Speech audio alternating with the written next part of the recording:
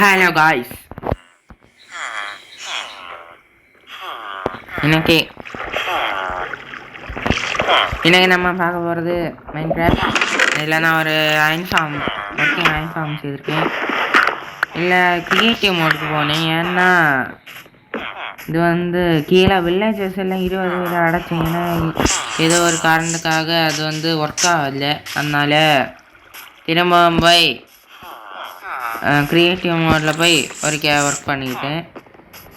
அதாவது திரும்ப வில்லேஜரை திரும்ப ஸ்பான் பண்ணி விட்டதுனால இங்கே திரும்ப அயன் கோலம் ஸ்பான் ஆகுது. என்ன ஆகுதுன்னு தெரியல. இப்போ எதுக்காக இதெல்லாம் செய்யணும்னா இனி வரத இந்த வேர்ல்டில் தான் நல்லா பெரிய பெரிய ஃபார்ம்ஸ் ப்ராஜெக்ட் எல்லாமே இதில் தான் செய்ய போகிறேன். அதனால் மறக்காது பாருங்க.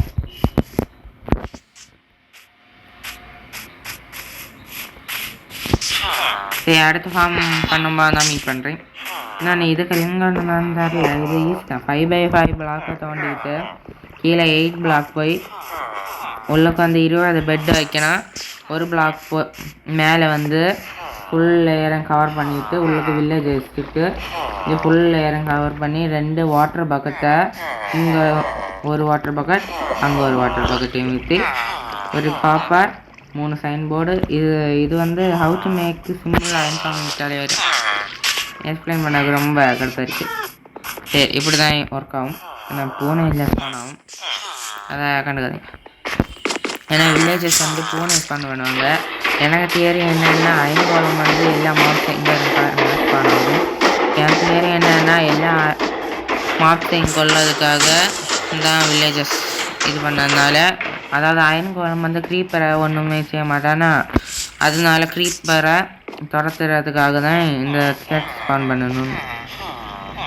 ஓகே, அடுத்த ஃபார்ம் பில்டு பண்ணும்போது நான் பார்க்கேன். தேங்க்யூ ஃபார் வாட்சிங். Tata, bye bye, see you.